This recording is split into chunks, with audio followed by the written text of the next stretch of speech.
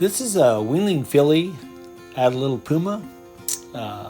So what you'll see here in this clip is that's where we start at right there with the soft horse rope. It's a knotted horse rope with a metal horse hondo at the end there, so you don't choke one down or any of that kind of stuff. Now I'm going to use the other end of that same rope, and what I'm going to do here is I'm going to kind of use that like a little scoop. So I'm going to take and fold it over here. Notice how she drops her head there. Kind of reminds me when back when I was riding bucking horses, how some of them broncs would try to be evasive and put their heads down and that kind of stuff. It's kind of interesting that she makes that move downwardly. That's where we're going to want her head at some point. Maybe not that far, quite that far down, but anyway. So I come in here, and the Vibrissae on her nose are super sensitive. That's what they figure out how to find things in the night and all that kind of stuff, touch with that kind of stuff. So notice I'm going to come in here, and I'm going to take her from comfortable to uncomfortable. We've got her supported here by two panels. So I'll take that and just kind of scoop it over her nose here, and I'll start to get a little more cautiously careless with it. And what I mean by that is that, I'll move around a little more in her peripheral vision. And so she drops her head right there. So I'm going to come down here and just kind of wait on her. Really feel like that's an important part of this whole deal, is just waiting on these babies. I'll kind of rub on her a little bit there, take the end of my scoop there with my rope, run it up over there, rub on her a little bit, try to encourage her that, make her feel, allow her to feel good about that. Scratch on her right there. That's where you're going to be adjusting the bridle someday, or halter. So I'm going to scoop that over there. Then I'm going to kind of take my hand up over here and just kind of run her over her nose right there. I'll take my hand up like I'm going to work the crown piece of a bridle or a halter.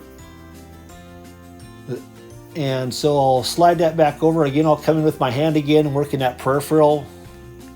And I'll touch them Vibrissae, come back over there again, and take my hand down. Now I do know that that's an area down there where their vision is pretty limited down below them there, so kind of leaves her in a kind of a little state of vulnerability there. I'll come in again and scratch her there. That's where you're going to be connecting your crown piece of your halter right there.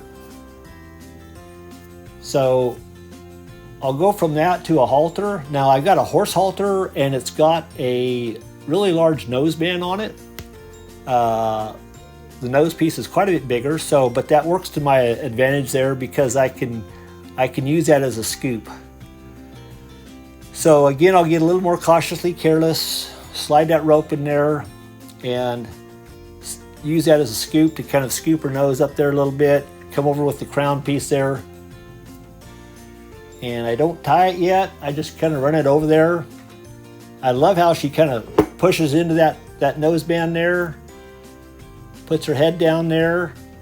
I'm moving my hands around there, gonna rub on her here a little bit, come back over, run that back over, kind of move it in front of her eye and around her eye, that kind of stuff.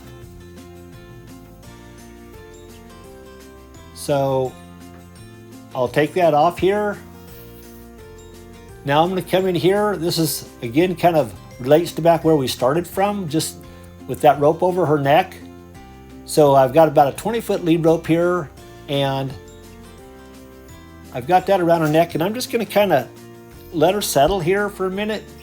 She'll move forward, she'll move back, but what's the most important is she's yielding to that pressure of that rope. So I'll come in here, take my halter, undo my halter, kind of just use it as a scoop again.